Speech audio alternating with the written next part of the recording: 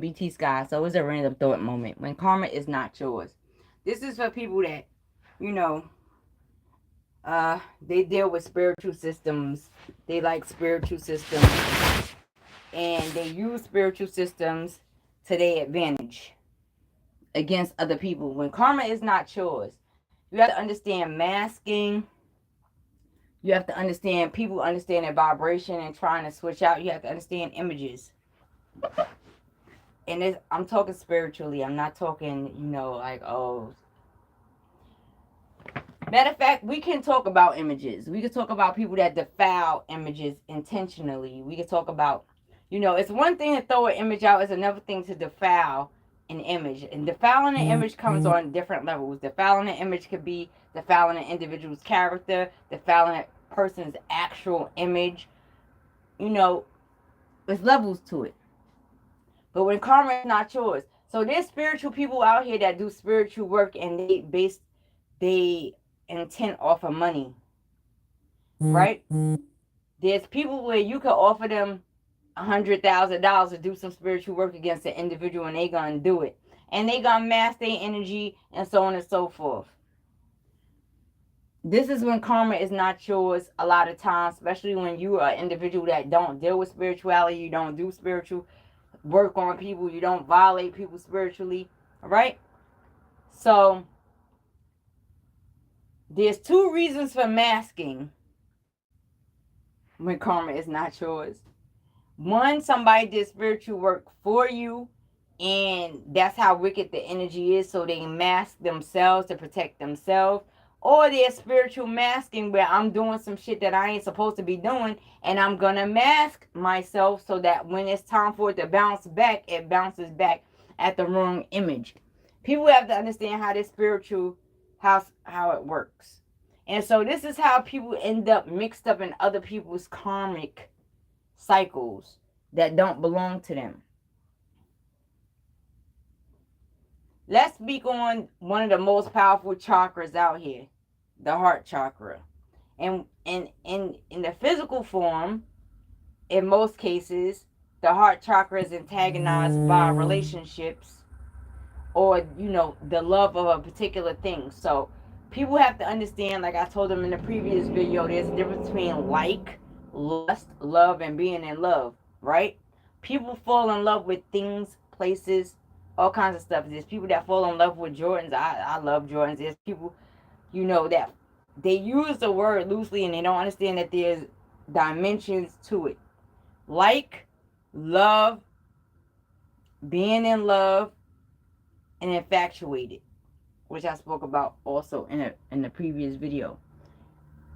People who are infatuated with an individual tend, in the spiritual community, people who are infatuated with an individual tend to try to tamper with particular energy to get what they want. It's an infatuation. There's no balance in infatuation as far as I'm concerned. Now, the vibration exists, but again, there's no balance in infatuation as far as I'm concerned. Infatuation is overpowering. And then there's being in love. And like I told y'all in the previous video, people get infatuation, love, and being in love and like totally confused. There are 4 different vibrations, 4 different dimensions, and they come with 4 different types of consequences or repercussions or gains. It's just that simple. Now, when one comes to a spiritualist in the energy and infatuation and they ask to get some work done and they willing to pay for it and the spiritualist is willing to do it, then it's a fail at the end of the day, as far as I'm concerned. I'm not saying this for all spiritualists, but I'm saying as far as I'm concerned, it's a fail because the spiritualist that's truly tapped in is going to identify the difference between it being an infatuation and it being love, or it being in love, or it being like, and they're going to address it and tell the individual to address it. They're not going to violate. They're not going to violate. And so this is things that people have to think about. If I could offer you $50,000 because I'm infatuated with an individual, for you to put me on a vibration or a timeline or their energy level or they connect me to their energy, then there's something wrong with the spiritualist. Because a real spiritualist is going to tell you, hey, I see infatuation. I don't see this fact. I don't see this as facts as fiction. People have to understand the difference. And this is not even being petty or disrespectful. This is why real spiritualist is going to deny certain work or certain office. It attests to their validity and reality. And they understand the vibration. Period. Anybody that's truly spiritual understands that you do not play with the vibration of the heart at all. Period. Right? Supposedly, but when money get involved, people be forgetting.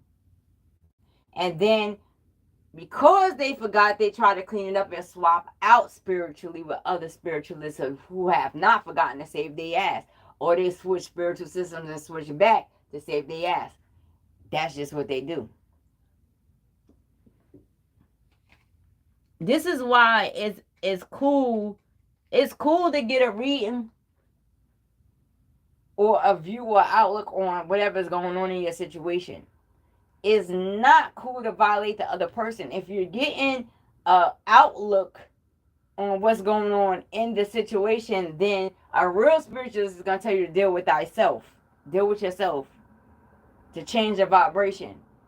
And a lot of people go through that, and the vibration might lead them to someone else other than what they desire. And so they feel like they're being violated. You're not being violated. And this is why, even personally, when I have to go get a reading, or I choose to go get a reading, or I choose to get cleansed off, or I choose to reverse something, I reverse the energy off myself. I deal with myself. I don't deal with everybody else. I deal with myself. If I'm going through something, I disconnect from everybody else and I deal with myself. This is the difference between, being aware and not being aware. Being aware is that everything that I do, everything that I think, right? Those are my manifestations. And if it's something cloudy in there or something clicky in there or something I don't like in there, then it's dealing with myself. I'm not about to deal with you. If anything, I'm just going to remove negative energy off of me. Where it goes, that's its business. It has nothing to do with me. That's not my energy. People have a difficulty, especially when it's dealing with spirituality and relationships. People be violating individuals and don't realize they violate individuals. And then they take individuals that are spiritual or are aware, or do notice, and they try to throw them in that mix. NBT Sky can't be thrown in that mix. If you love me, you love me. If you like me, you like me. You infatuated, you infatuate me. You in love with me, you in love with me. It's just that simple. People have to learn to identify the difference. You have to learn to identify the difference. This is one thing I understand and respect.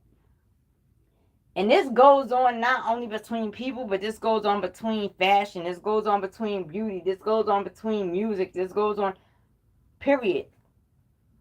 There's music that I absolutely, totally love. I'm totally in love with it, but I'm not about to let it control me. Even though people might think that, it cannot control me. Because then, if I'm in love with the music, or I'm in love with the fashion, or I'm in love with something, then I pay close attention to it. And what's not for me, I reject it. People don't understand that. They fall in love with things and accept everything. No, there's certain things that I will fall in love with. I love certain aspects of a thing, but I will still reject things that's not for me. Even in music. Even in fashion. Even in beauty. And so on and so forth. People have to understand that. Experience is experience. Understanding is understanding. Seeing vibration is seeing vibration. Hearing vibration is hearing it. Feeling it is feeling it. And some people just have those gifts that they get all of the above, and it drives them the freak nuts. But anyway, it's just something for everybody to think about. People have to think about how they perceive how you perceive it. Is it infatuation? Is it love? Is it in love? Is it like? What is it? People don't understand it. When you're in love with something, then you're going to take time to understand every aspect of it, and you're going to go through every experience with it. Whether that's a person, a place, a thing, whatever the case may be, you willing to, have all of those experiences. And the experiences in it that you choose to reject is because it's not for your reality. It's just that simple. It's just that simple. And it don't make you less than, or it don't make you more than. It just simply says that you dismiss that in your particular view of reality. Period. And that's what people have to understand. Even in spirituality, there's things that I do not agree with. I don't agree with a lot of things in different spiritual systems. Do I understand them and respect them? I understand them and respect them, but I do not agree with them. Period. Does it mean that the next man is not going to understand it and respect it in their reality? No. They're going to understand it and respect it, and they're going to go with it, and I'm not going to challenge it. This is the problem in the spiritual and the conscious community. They get to coming at each other's throats. What I came to realize is that it really is no debate on any particular level. Now, in that, in karma, people will spiritually violate you and try to create a karma for you. And this is why I say it's important that when we have children, that we state that they are blessed and that their beginning is their beginning. The trick is to believe that your sin or your wrongdoing or what you did wrong or how you thought wrong or how you moved wrong is their sin. And so that's how you pass the sin on. Period. When you realize consciously that I'm giving birth to something that's new, and you let the universe know it's new, it has nothing to do with me. And this is a real parent. This is a real human. This is a real person. Because a real human, a real person, they don't want their wrongdoings to be passed on to their next generation. So they going to make sure that they speak it into existence. In the belly, like, my beef ain't your beef. My problem ain't your problem. My wrongs ain't your wrongs. My sins is not your sins. This is what people don't speak onto their bellies. People just run around pregnant as hell, having children. They don't speak nothing onto their bellies.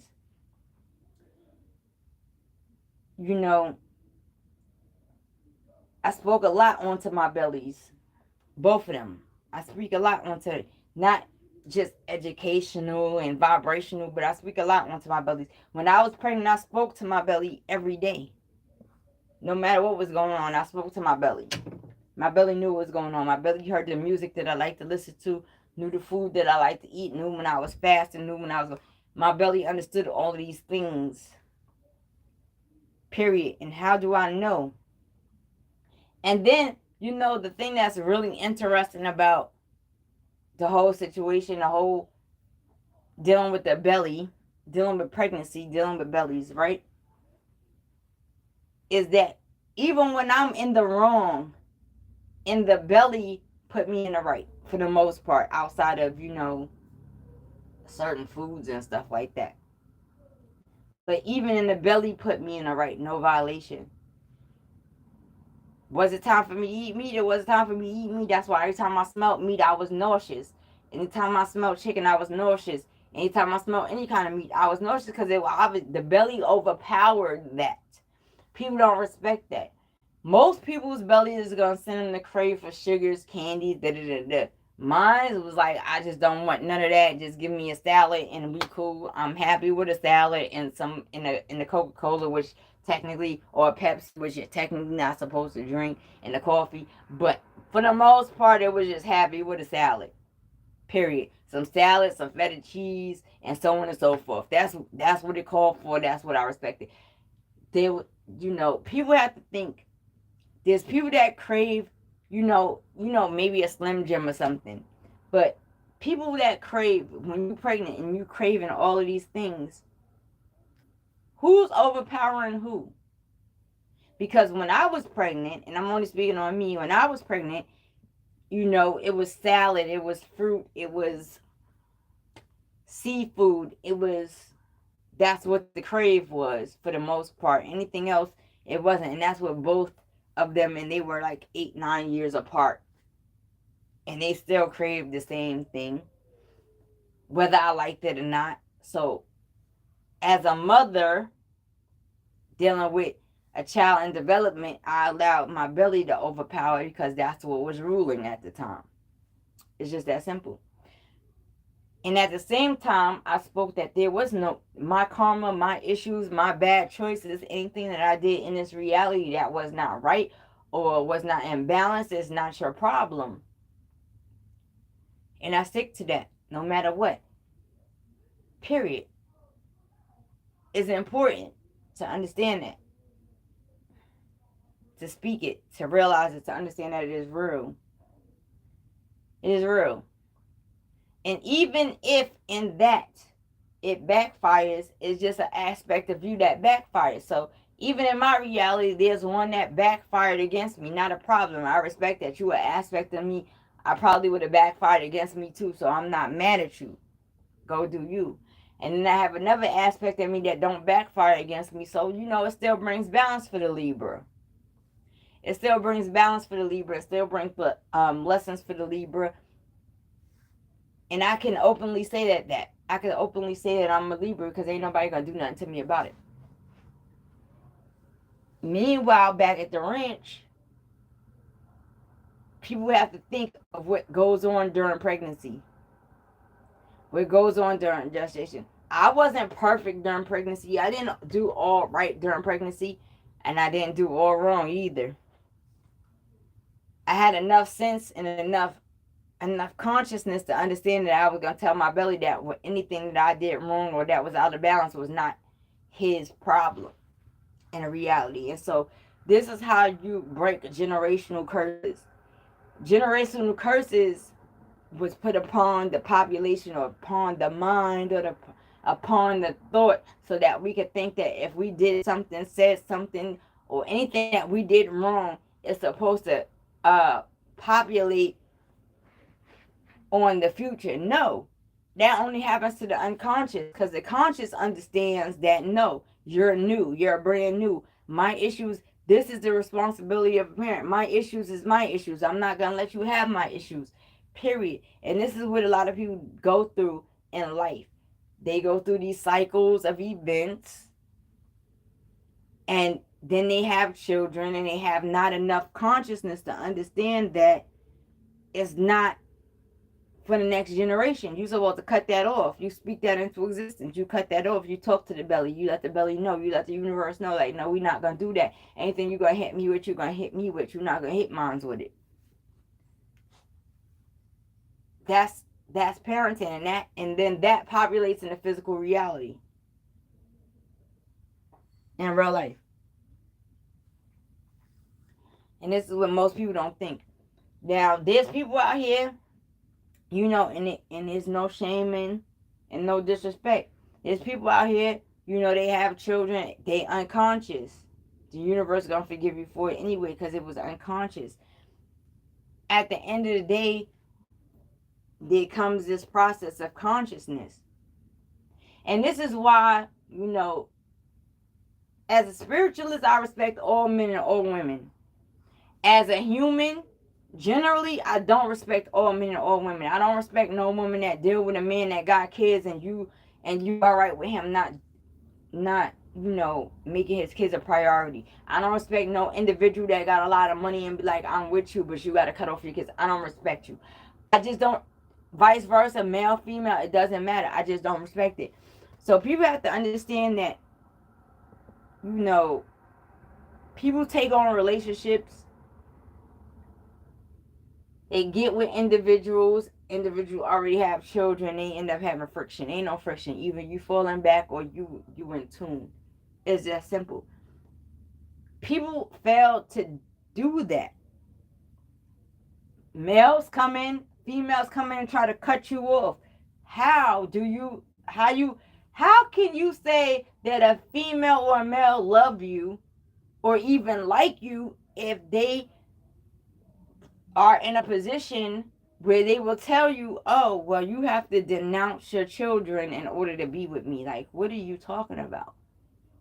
And there's individuals out here that will denounce their children to be with an individual and throw that in a prenup, and it's supposed to be respected. How does that work? I don't understand that. And then you're supposed to really stick with that individual, and that individual is supposed to be blessed, and the universe is supposed to put blessings upon you because you was willing to do it. You're not making no sense. Even, and this brings in a karmic issue.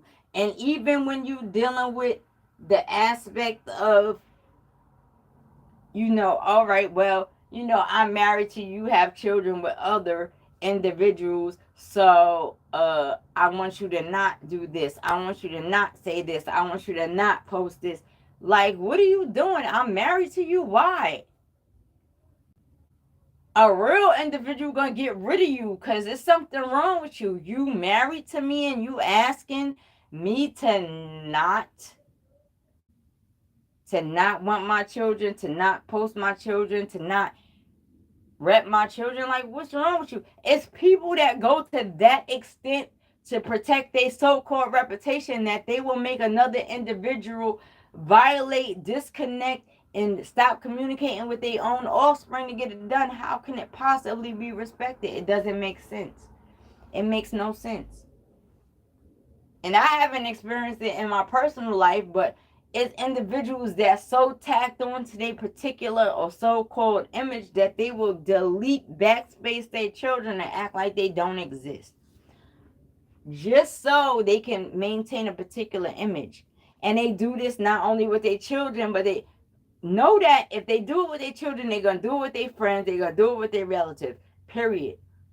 There's a difference between allowing your children to go explore reality because you're dealing with a particular karma, and a real parent is going to deal with a particular karma and tell their children to go deal with life, right?